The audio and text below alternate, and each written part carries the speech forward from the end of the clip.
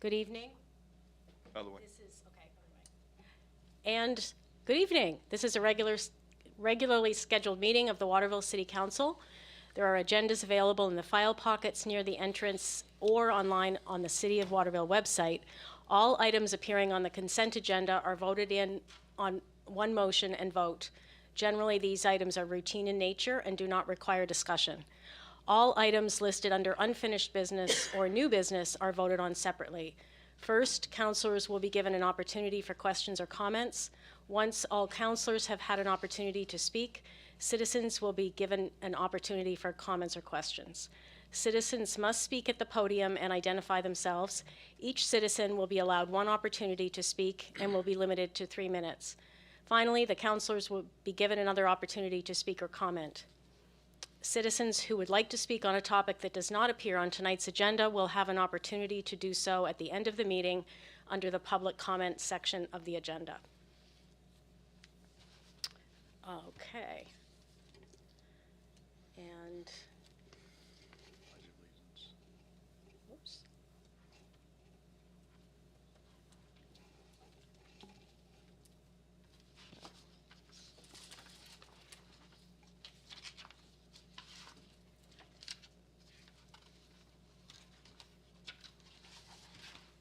Okay, grab my agenda here. And we will start with the Pledge of Allegiance.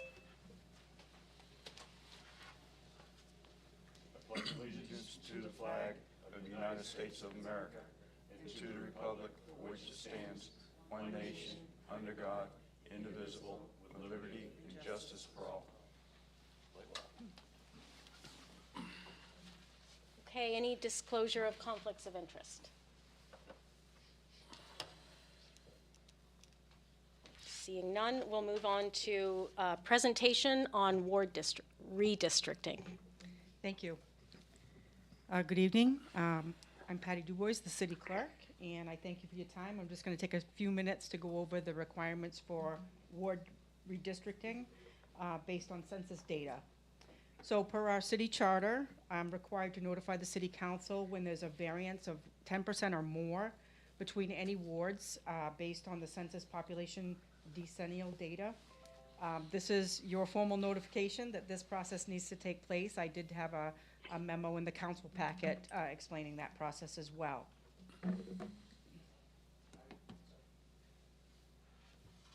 And this requirement is stated in the city charter.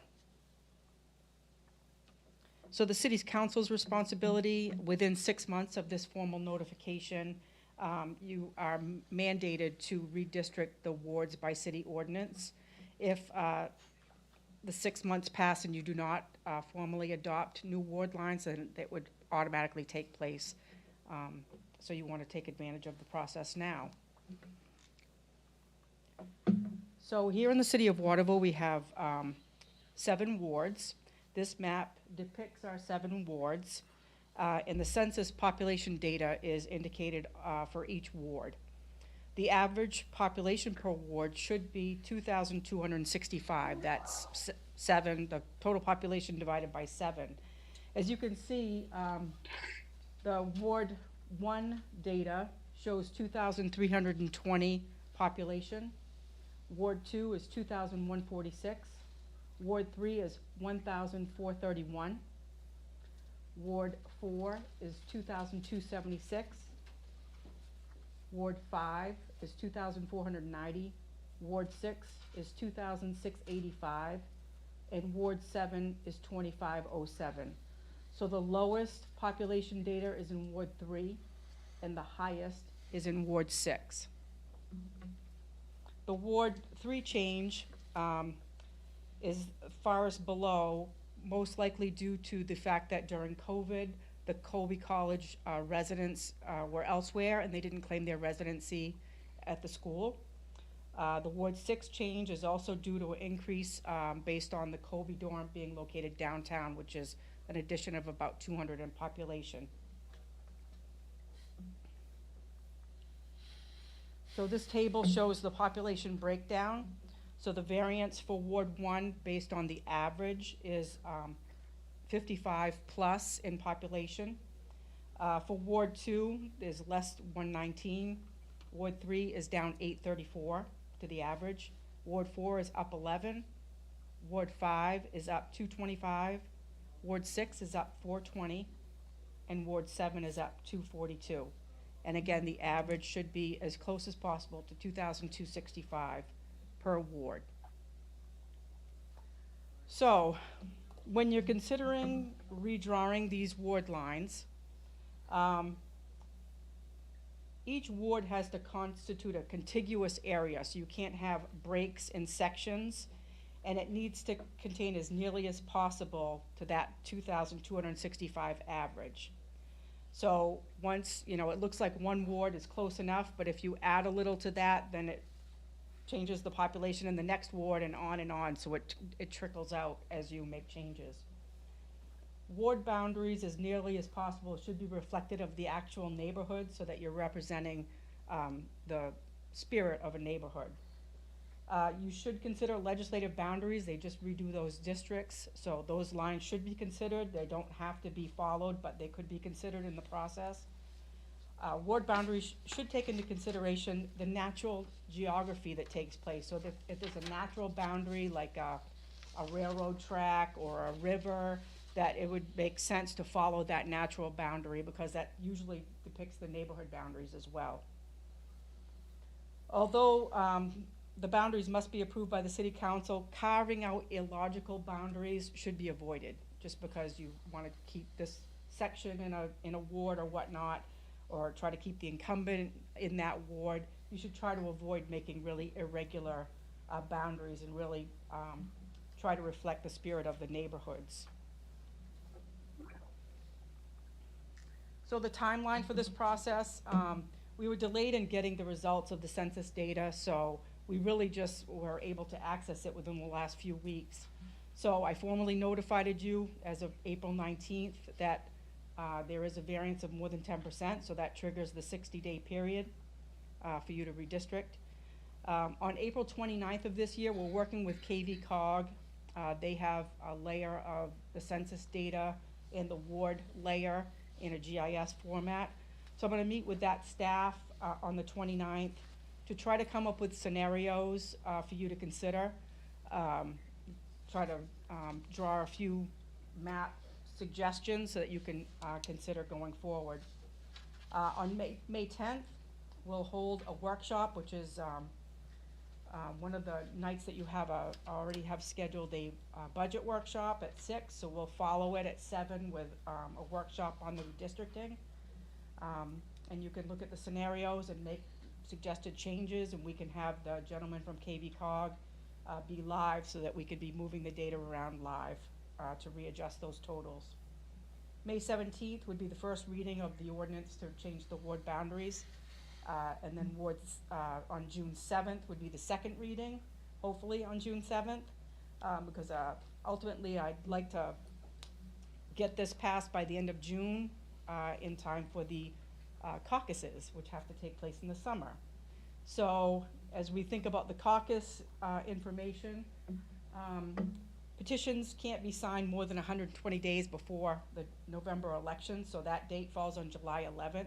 So that's generally when I say you can start caucusing, because I don't want signatures signed before that time. And the nomination petitions have to be in 90 days before the election, which is August 10th. So that's the timeline for caucusing, July 11th to August 10th. So in order to meet that timeline, we have to have the ordinance approved in June, so that those are in place for the caucus dates. So what's the immediate impact? If during a redistricting, the residence of any city councilor or other elected official is placed outside of the ward from which they're elected, the office isn't deemed vacant, and they can continue to serve out the term for which they were elected. So there would be no immediate impact if someone happened to be drawn outside of their ward during the redistricting process. And just to keep in mind the future election schedules, this year, 2022, we're electing Ward 3 and Ward 5. But next year is Ward 2, Ward 4, and Ward 6 next year. So keep those in mind as we're going forward through this process to know when those seats will be up for re-election. And that's a brief overview of the process, and I'm happy to answer any questions that you may have. Councillor Foss. Will you have street by street census data? Yes, we have block by block, census blocks, yes. Okay, cool. I didn't know how that was going to flow out. So, all right, that's all I had.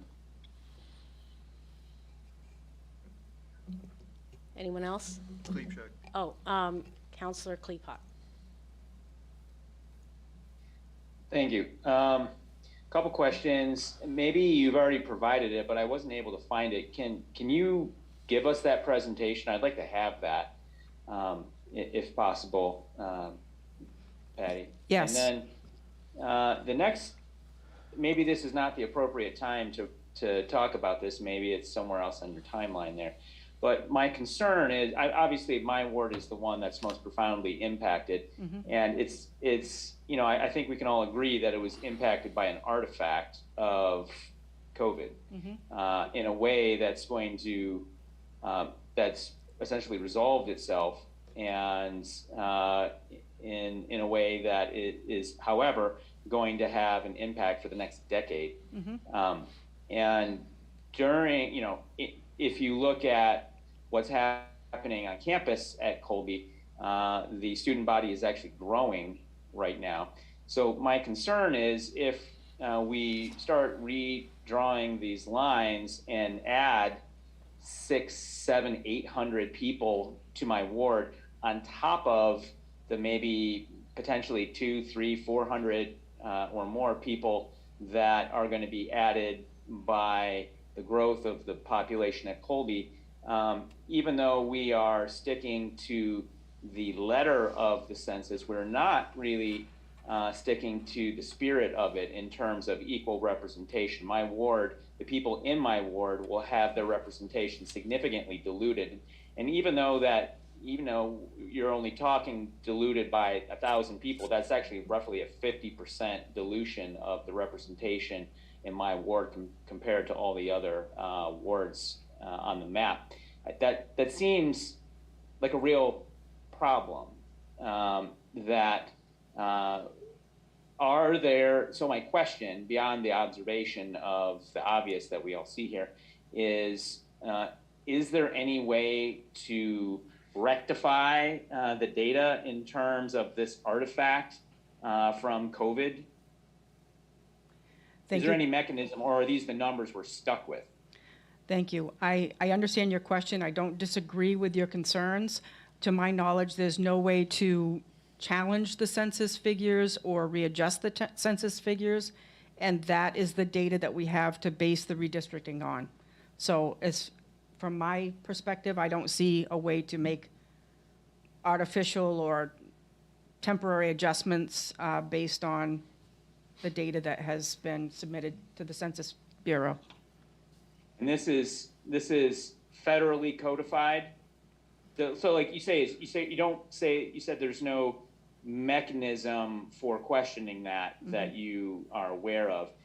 If there was, this would be a federal or a state level codification. I believe it would be a federal level. The census is conducted at the federal level, and though that information has been finalized, but I'm really not familiar with making adjustments to that or requesting adjustments to that. The redistricting has already taken place for the Congress and legislative districts based on that data. Yeah, but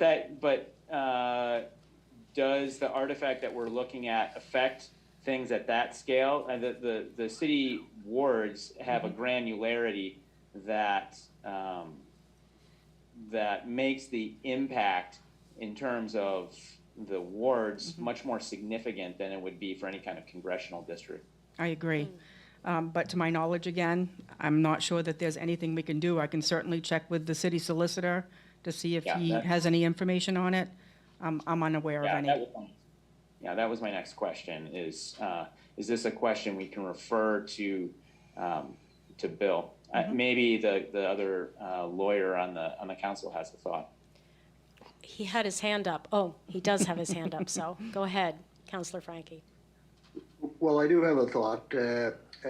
Clearly, the intent of the charter is to have fair districts. And as I see it, what we have is a charter issue. The question being whether the wording in the charter referring to the census is an absolute requirement or merely a suggestion. That's one of the things. Those are the kind of things that our attorney will look at and advise us. The other question then is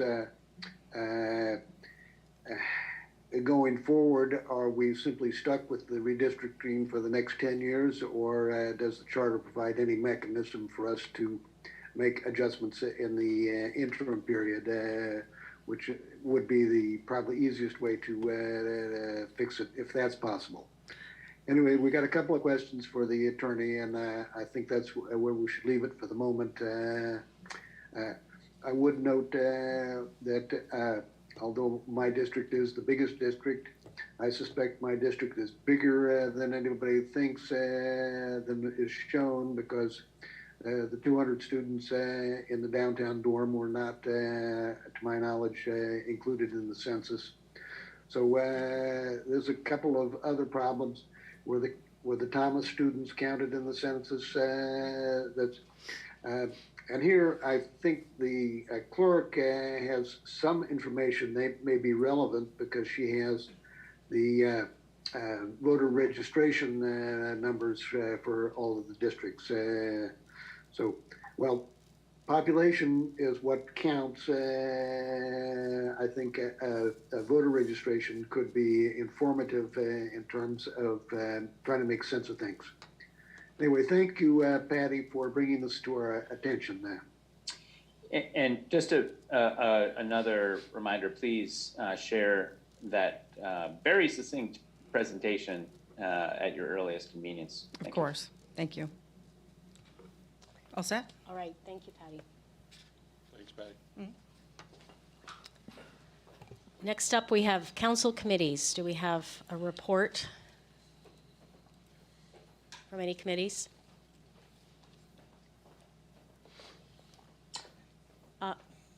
Counselor Frankie? Yes, the Comprehensive Plan Review Committee met last Thursday, and we did a couple of preliminary things. We're going to try to meet fairly frequently on Thursday evenings at 5 o'clock. Not next week because it's a school vacation, but the week after that, we're going to start divvying up the different sections of the plan, of the current plan, and reviewing them. One of the things that I would note, and this is I suppose, acknowledgement that the mayor is actually thinking ahead, is that more than half of the committee are residents who work in the various technical fields. So it's been my feeling for a while that the way forward for the city is to get on board the tech revolution, and so I'm looking forward to that appearing in the ideas in that regard appearing in the new comprehensive plan. Otherwise, we do have that committee rolling, and I think we're going to end up with a good report on that. Great, thank you. Councillor Klepak. Just for my other counselors' benefit, my last name is pronounced Klepak, but I am just going to report on the Transportation Committee, which met last Tuesday. Was it Tuesday? Geez, the week is a blur. But we are going to be meeting again on, there was sort of an amorphous conversation. There wasn't actually an interim chair going into that meeting. So we're meeting on the 26th briefly, and I'm not sure whether it's a hybrid or fully remote meeting, but we'll be establishing a chair and presumably a secretary and a regular time for meeting at that point. And then after that, we'll have regular agendas, et cetera. But it's moving as well. That's all I have to tell you. Great. I was expecting a report from the Arpa Committee, but I don't see the chair here. Unfortunately, I don't have the report with me, but the Arpa Committee has also been meeting regularly and has come up with a proposed schedule for accepting applications from organizations that want to apply for funds. And we also did quite a lot of work looking at different studies of needs in the area, including the survey that the city put out asking residents how they were affected through COVID and what they might need to help recover. So that committee is moving along too, and I'm hoping that the council can consider the proposal next time. We'll make sure that we have that on the agenda for us to look at how we're moving forward with that. Okay, anyone else? Moving on to the city manager's report. Thank you, Madam Chair. I have a couple of things that I'd like to report on tonight. First of all, if you've been downtown and as you approach the Elm tonight, you probably noticed that the work on the Build Grant project, the revitalization of downtown streets, is well underway already for this season. The north part of Main Street and the southbound lane has been removed, and the southbound lane at the north end of Front Street has also been removed. And the expectation is that the contractor will work down one side of the street, do the work there, and then move over to the other side of the street and transfer the traffic onto the new roadway. It is going to be an interesting summer. There's a lot to do, and they're going to do it apparently with a great deal of speed at this stage. So I think we can look forward to the results coming about in October or early November as they've scheduled. I do want to report to you that the legislature has passed LD 2003, which is an affordable housing initiative taken on by the state that is expected to be signed by the governor, if it hasn't been already. And it will have an impact in Waterville to the extent that we're going to have to examine our zoning ordinance and determine whether or not any changes need to be made in that to comply with the law. It is an unfunded state mandate, and because of that, if there isn't an appropriation that goes along with it, it becomes a local option bill. So I'll keep you informed as the process moves forward. And then quickly and finally, the Finance Committee has drafted a proposed budget review agenda, calendar, that you've all received a copy of, and it lets you all know that you're going to be busy at least for an hour on Tuesdays and Thursdays throughout the month of May. And if that approach is successful, you'll be in a position to vote on the budget first and second readings in June without any pressure or confusion. That's it for me tonight. Okay, thank you. Any questions for Steve? All right, moving on to the consent agenda. So moved. Second.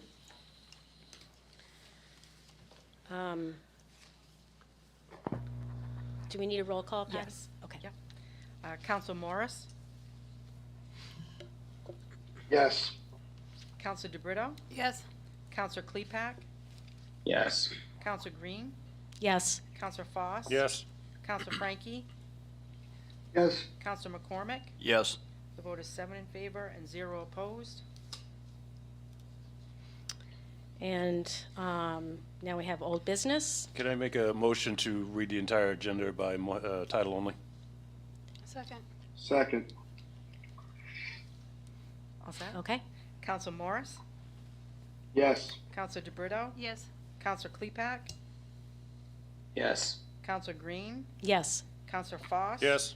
Counselor Frankie, yes, Counselor McCormick. Yes.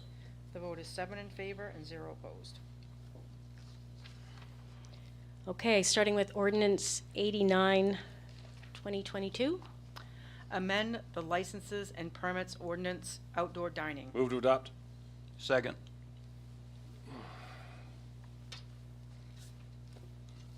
Yes, Counselor Foss. Steve, I have one question about this ordinance. Can any one restaurant take up the space given up by any other one restaurant? There's no prohibition. There's no prohibition against that. I don't see why that wouldn't be possible if they worked it out between them. We don't want to have any of them engaged in any kind of combat. Right. But if it's amenable to both parties, If I may, Sure. sure. the only issue could possibly be with the liquor enforcement folks at Augusta. So we would want to ensure that they wouldn't have any issue with them extending beyond their storefront. Okay. Would it be proper to have that as an amendment to bring it here before issuance of additional space? So that we could cover to make sure that the two restaurant owners aren't duking it out in the middle of the street and liquor is good to go? I'm trying to not have a repeat of 2019, 20, whatever year it was, 20, yeah. The ordinance as proposed indicates that where liquor will be served on the 5-foot sidewalk area directly in front of and/or in back of their establishment. So it says now that it's directly, the ordinance says it's directly in front. If we were going to, I believe if we were gonna go beyond the frontage of their property, that we would have to make an amendment to the ordinance. Right. That's what it would appear based on what I'm reading. Okay, so the other part of that, though, is that, let's take it, for instance, Kevin Joseph wants the space in front of Holy Cannoli. We should probably have something amicable in place between the two that says that they've done the communication between the two, not just us sitting at the city council waving that on and making it happen in front of, without consultation with the affected parties. Again, going back to no turf war in the downtown. Yes. If I Steve, may- go ahead. If I may, I think where you're headed with this is something that we're going to want to run past the city solicitor, just to make sure that there aren't any unforeseen liabilities for any of the parties involved, including the city. Okay. We're up against, Madam Chair, I think we're up against time constraints, and I'm not saying no to that. I'm saying we're up against time constraints to get the barriers out and get things set up so restaurants can get rolling on their implementation. Would we be okay bringing this, okaying it tonight as it stands, and then editing it at the first one in May? That's, May I Yeah. speak to this? We did meet with all of the restaurant owners in the downtown area, and they indicated that they have a desire to do exactly the same setup as they did last year. So even with businesses that may not be using the sidewalk in front of their space, my understanding is they had no intent to go into that space. And I don't disagree. I've talked to him myself. I'm looking at the 5-year plan because this looks like it's going to stick, and I'm thankful for that, because that's the golden idea that came out of COVID, was doing what that's doing down there. So I'm just thinking of the 5-year plan of making that into writing, because no one business is guaranteed down there you know, as far as staying sustainable. Right, I mean, given that we need a legal opinion, and, you know, we could pass this tonight and then consult with the attorney and amend as needed. Yeah, I just don't want a turf war in the downtown. It doesn't need to be. You know, that was one of the hindrances back in the early days of this, was that there was a little bit of squabbling.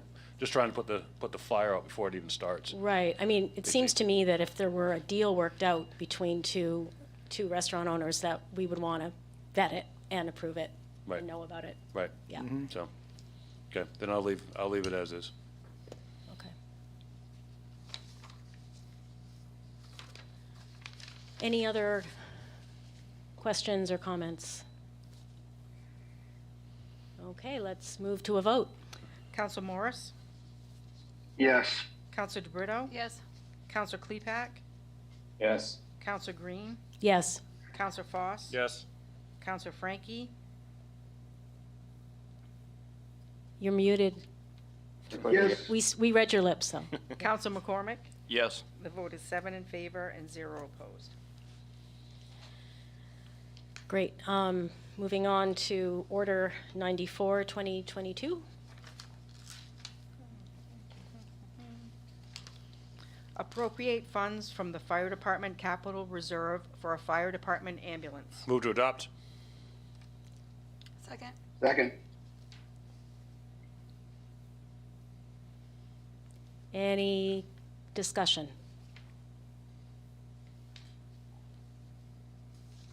All right, move to a roll call. Council Morris, Yes. Council DeBrito, Yes. Council Klepak, Yes. Council Green, Yes. Council Foss. Yes. Council Frankie, Yes. Council McCormick. Yes. The vote is 7 in favor and 0 opposed.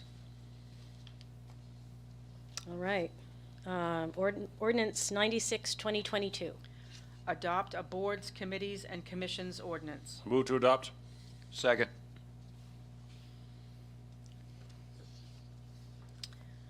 Steve, do you want to say anything about this package? Only to just give a very quick overview. This and the following, I think, 3 additional ordinance amendments and ordinances are all a package, and they work together to create a framework for organizing the types of committees that the council makes appointments to and those that it creates on its own. And it calls for a record of those. It calls for charges to be given to all of the committees, and it also provides for a sunsetting mechanism when the committee's work is done. So this takes all of the committees that you formed and prior councils have formed. I think we went back as far as 2000-aught something. And it just organizes it all into one package that leaves you a path to follow in establishing new committees. Great, okay. We're going to vote on each one separately, so we'll start with Ordinance 96, obviously. Any discussion? Councilor Frankie. Yes, first of all, I'd like to thank Attorney Lee and Clerk Dubois for the work that they did to put this package together and bring organization to our committee system.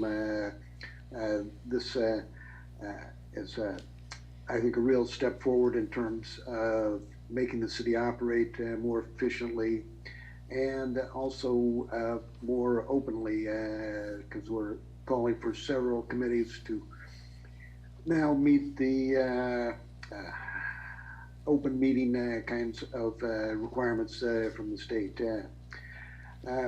There are just a couple of things that I'd like to note. There is some confusion about the Finance Committee and the School Finance Committee. Here I note that the charter is somewhat ambiguous on this, and I think we will have to take a closer look at how those two committees are set up and how they operate. The City Manager Evaluation Committee is something that we have not done in the past. Well, this year was the first year that we did that. And I think that's a committee that ought to be a standing committee. I assume that we're going to have a city manager for some time in the future, and I would like us to revisit the implementation and organization of that committee to make sure that it does become a standing committee. Finally, I would like to recommend that the Tax Increment Financing Committee not be sunsetted. The TIF program, a tax increment financing district, can run for 30 years. That constitutes 10 council cycles. And as far as I could see, in terms of council operations, it becomes a permanent feature of the city. So I'd like to see that made into a standing committee. And finally, I'd like to note that while the charge refers to economic development, the actual TIF statute includes other things besides economic development. Housing development, arts districts can be created, and a variety of other things. So I would like to offer as an amendment that the word economic be deleted from the charge of the TIF committee, and that committee also have its sunset removed.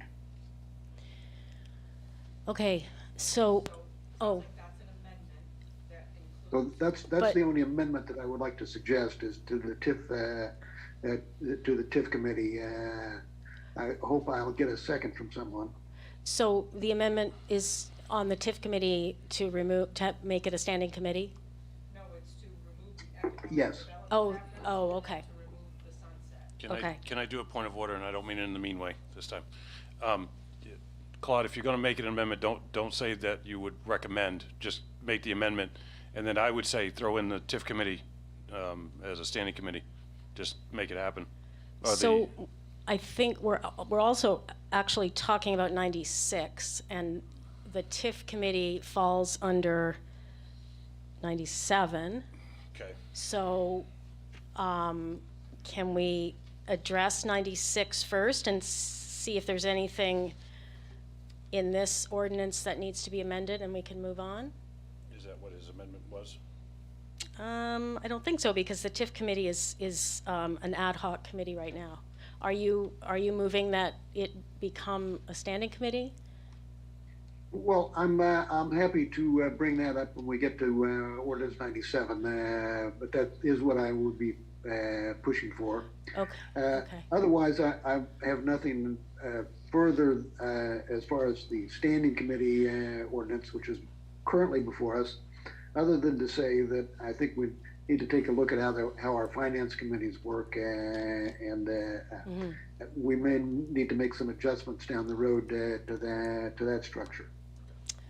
Yeah, I agree. I think one of there's, as you mentioned, an incredible amount of detail that went into this reorganization, and we may not be able to actually get to every detail tonight, but we can certainly revisit.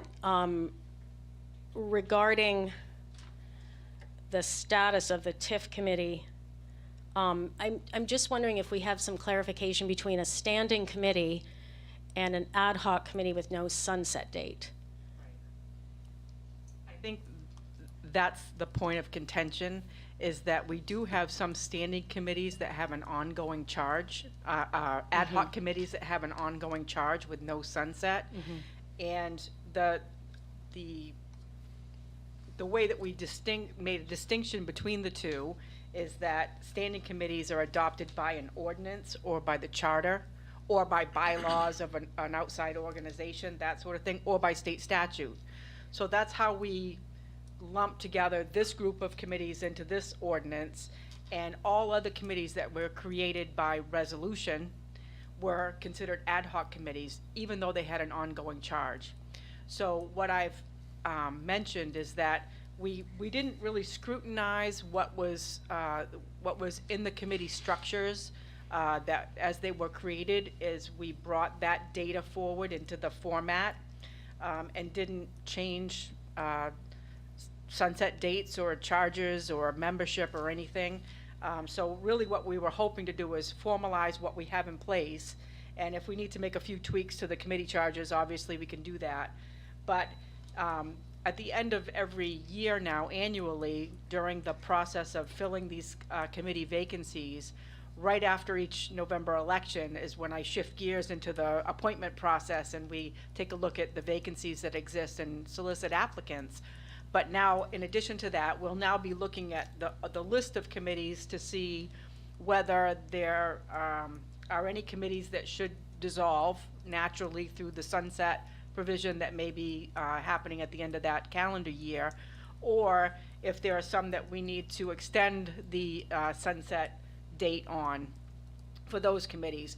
So I would just, use some caution when we're looking out so far into creating sunset dates well into the future, that we really don't have a sense for where we're going to be a year or 2 years from now as far as our committee structures. So it's something that we can easily do by resolution every fall at the end of near the end of the year, to change the sunset dates as we see need to take place at that time.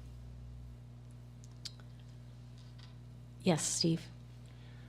The suggestion that Councilor Frankie is making with respect to the TIF Advisory Committee is consistent with the original concept that we started with when we began working on this framework. The idea was to create standing committees by ordinance, so that those would be committees that have an ongoing purpose and will last for a period, for an extended period of time without a specific mission that has an end to it. And I think it would be quite appropriate to make the TIF Advisory Committee a standing committee and to create it separately by ordinance. But I think that's something to be done at a different meeting. This really codifies what's in place now. If we want to then go to the additional step of, okay, now we've got this list of where we are now, if the TIF committee needs to be a standing committee, then we need to create an ordinance to that effect, and figure out where does it fit into our ordinance structure. Do we need a brand new ordinance, or does it fit into the administrative ordinance or the finance ordinance or whatnot? So there's really more to be done than just adding it to this list if we need to create an ordinance for it. That's what I'm worried about. It sounds like what we need to do is table this for 2 weeks and go back over it one more time, make sure there isn't something we're missing, because I'm starting to hear stuff that, okay, I'm reading one thing and a lot of ideas are being thrown about. Do we need to table this for 2 weeks, clean it up, and I would second that. And Steve's shaking his head no. Why wouldn't I want to second that? No. I think if we get the framework in place, then we can make adjustments down the road. And I agree with you that the conversation is getting a little confusing, because we're talking about a lot of different things that all have an impact on this. But we want to be careful that we don't disassemble the framework before it gets assembled. I don't want to disassemble anything. I just want to make sure that what we got is, I don't like making adjustments after the fact. I want it to try and be as clean as possible the first time around. And Tom over there has his hand up. Yes, he does. Go Thanks, ahead. Tom. This may be a tomato thing for me. Would somebody clarify the advantages of one versus another? I don't immediately see them. One what versus another? A standing committee versus an ad hoc committee with no sunset.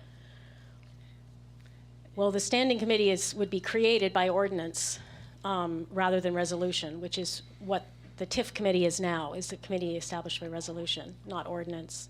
And so it has a, more stronger legal standing. Steve, want to jump in? Yeah, let's come at that from a different angle.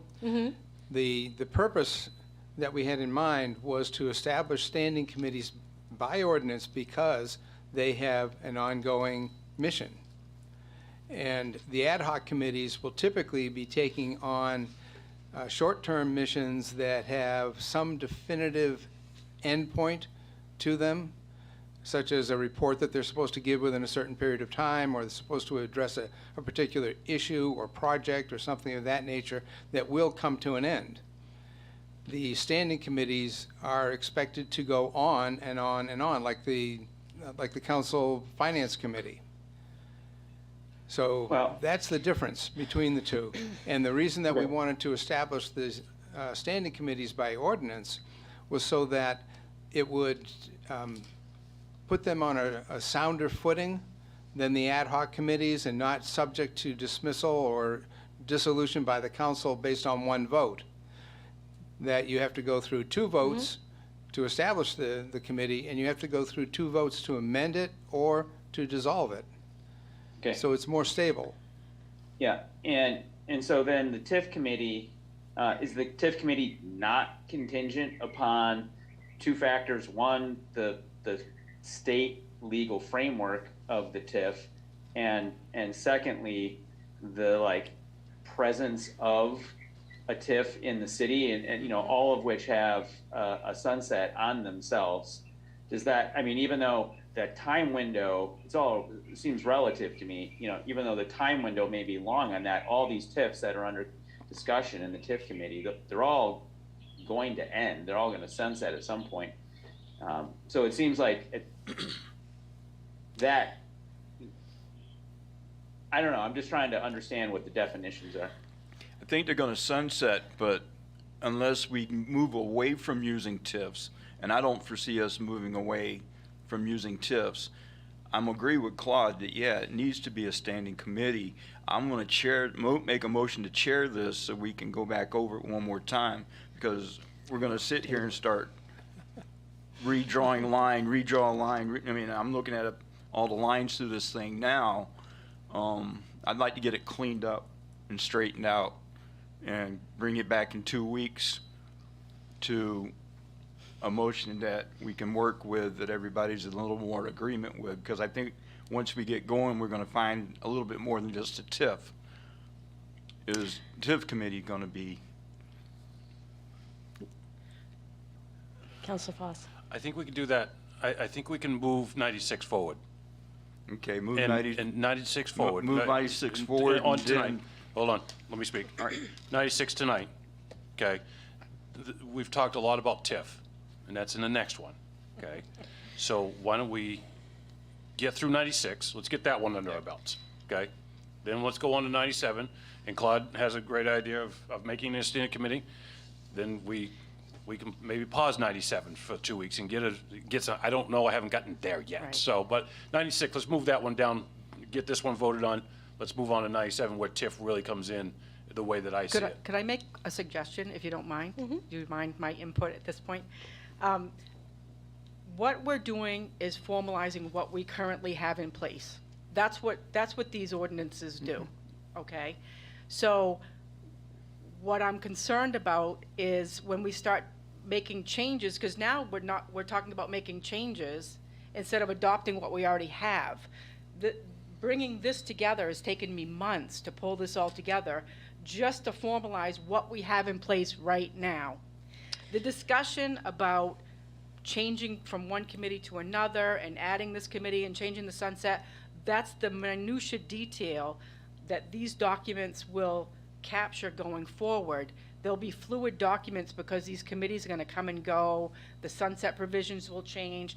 The players will change. The council will change. The city manager, the finance director, whatever. And the city clerk. And the city clerk may change. So that's why I'm concerned about getting into the discussion about where does this committee fit. I understand it's a concern, but formalizing this right now and having it pass and not be postponed, because those discussions are actually separate from the formality of what we've got in front of us right now. Yeah, and I think I've got a workable solution for the whole thing, so we can move this whole thing forward and keep rolling. I just feel like Yep. postponing it isn't gonna make it clearer in 2 weeks. So- I'm not talking about postponing. So I'll I just, retract my chair, my table. How's that? I'll retract the table. yeah, I just want to jump in here and say that, Patty, I appreciate what you're saying about these ordinances. I think that a lot of the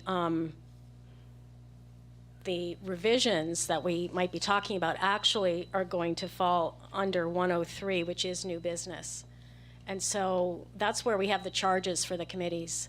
And we've had a lot of discussion about the purpose, the sunset dates, et cetera. So I'm in favor of going ahead with these, approving these for, I will be suggesting that we table 103 so that we have more of a chance to look at the package, because that is the value of doing this all at once, right? We're not going to remember all these details in dribs and drabs, 1 month, 2 months, 3 months. So I would also say that these formalize the structure Right. for if you adopt a new committee charge, it automatically gets added to the list. If something sunsets or gets dissolves, it automatically gets removed from these lists. So these will change based on committee charges that are approved or ordinances that are approved creating new committees.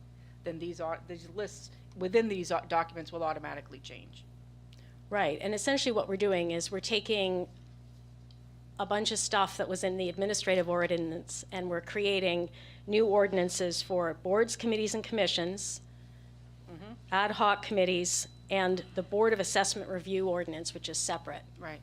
and then revising, amending the administrative ordinance. Correct. So, okay, Right. are we ready to go? Counselor Frankie?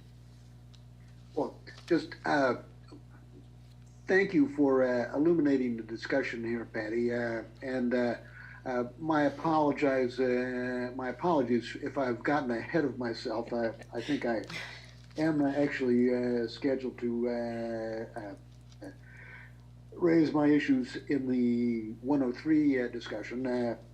And here, Tom and Rick, I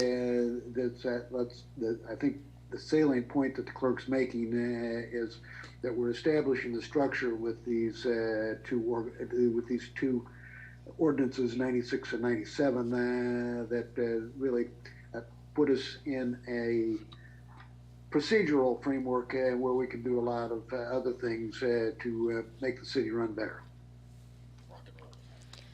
Okay. So let's have a roll call on 96, 2022. Counsel Morris? Yes. Counsel DeBrito? Yes. Counsel Klepak? This is going to be my last vote. I'm going to have to depart after this vote, unfortunately. My vote's yes. Thank you. Thank you, everyone. Counsel Green? Yes. Counsel Foss? Yes? Counsel Frankie? Yes. Counsel McCormick? Yes. The vote is 7 in favor and 0 opposed. All right, moving on to ordinance 97, 2022. Adopt an ad hoc committee's ordinance. Move to adopt? Second.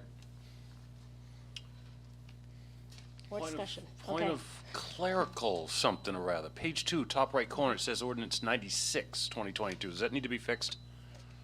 I will fix it. I don't know if we need to amend that. It just looks looks clerical. We don't have to, but we do have to amend the strikeouts of items C and E, because those were dissolved. This ordinance was brought forward, and at the last council meeting, there was a resolution to dissolve those two committees. Yep. But they were still in place when I created this, so I kept them in. So- Not sure whether it could So get moved. dissolved. So Second. moved. So amend to remove item C and E, Yep. and there's a second. Thank you. What about on the next page, the section C, the Thank solar you. committee? Yep, solar committee ordinance as well on So the second section. we'll add that into that, same amendment. Thank you. Same Yep. amendment. Yep. And the other amendment was that the city council meeting room committee was extended Yep. to 12/31/22. Good Lord. I'm gonna make that one part of that amendment too. Thank you. You gotta second that, Tom. Second. Thank you. All right, any other discussion On the amendment. on the amendment? Thank you. Okay, Council Morris, Yes. Council DeBrito, Yes. Council Klepak is gone, Council Green, yes. Council Foss. Yes? Council Frankie, Yes. Council McCormick. Yes. The vote is 6 in favor and 0 opposed. Move it as amended? Second, All set? yeah. Council Morris, Yes. Council DeBrito, Yes. Council Green, Yes. Council Foss, Yes. Council Frankie, Yes. Council McCormick. Yes. The vote is 6 in favor and 0 opposed. All right, ordinance 98, 2022. Adopt a Board of Assessment Review ordinance. Move to adopt? Second. Discussion?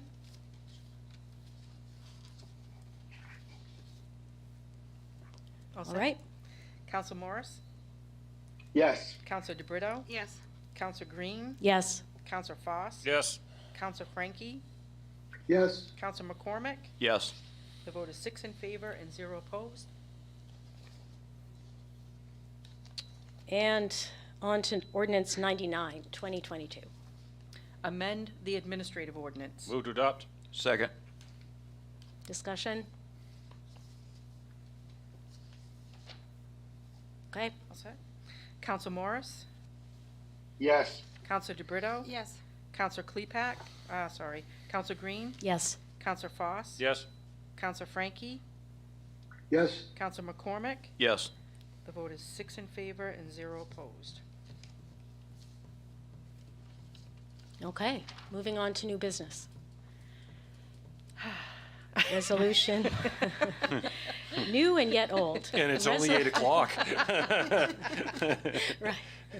Resolution 103, 2022. Adopt committee charges for ad hoc and standing committees. Move to adopt? Second. Okay, discussion on this one. We've already had some, but, I will just point out that these committee charges, basically, I tried to standardize the format so that they all have the same data within them. But I took the language from the resolutions, or as it may be, an ordinance that was passed for regarding the charges and the purpose statements and that sort of thing, and the sunset dates that were in place when they were adopted. So basically, this is, again, bringing forward what's already passed. But certainly, this would be an opportunity if there are tweaks to be made to the committee charges, then that's fine. I think this is an area where it would really be helpful to look at the whole package and make sure that the language is consistent on the reporting frequency, and to look at the sunset dates and make any adjustments that we might want to make now, make sure there's consistency. I appreciate that you just brought it forward, but this is a good opportunity for us to review as a package. Do you want to push down the road? So I would move to table till the next meeting. I'll second that. Then we can add in those pieces. Any other discussion? Okay. Move to a roll call? Council Morris, Yes. Council DeBrito, Yes. Council Green, Yes. Council Foss. Yes? Council Frankie.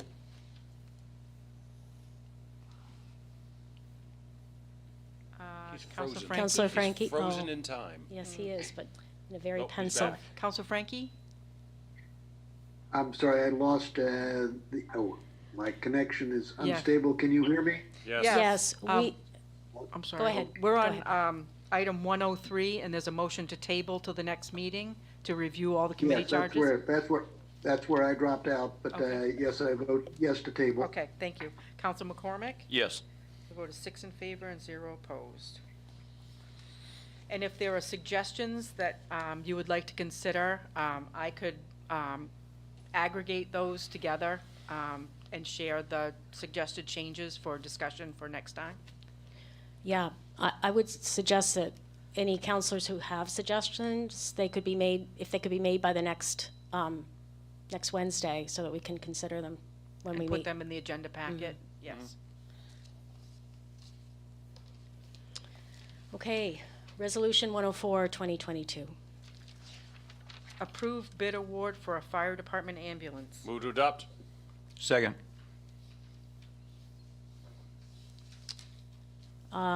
Any discussion on this? Can we have a summary of what we're voting on?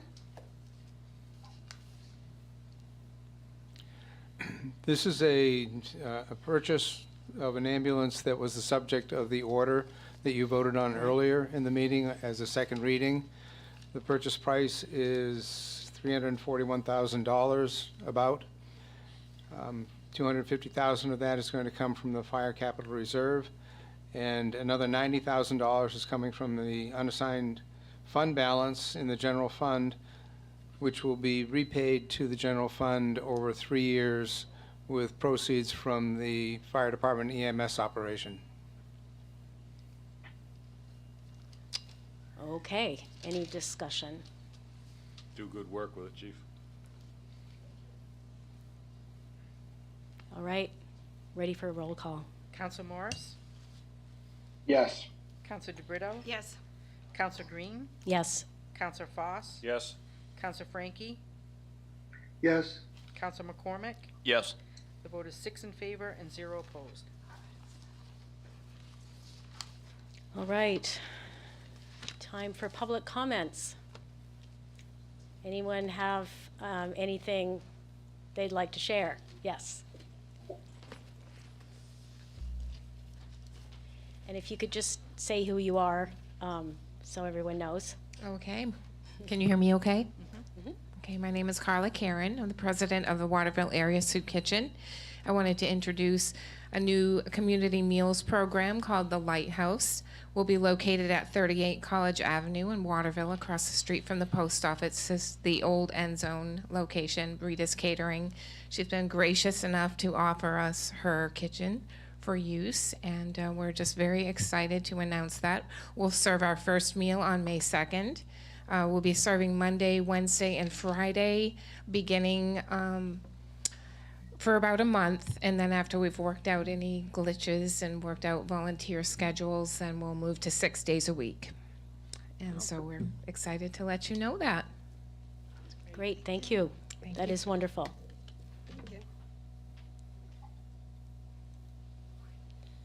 Anyone else from the public? No. Okay, counselor comments. Any updates? Seeing none, that's a motion to adjourn. Second. All right. Thank you, everyone. Have a good night. Good night. Okay.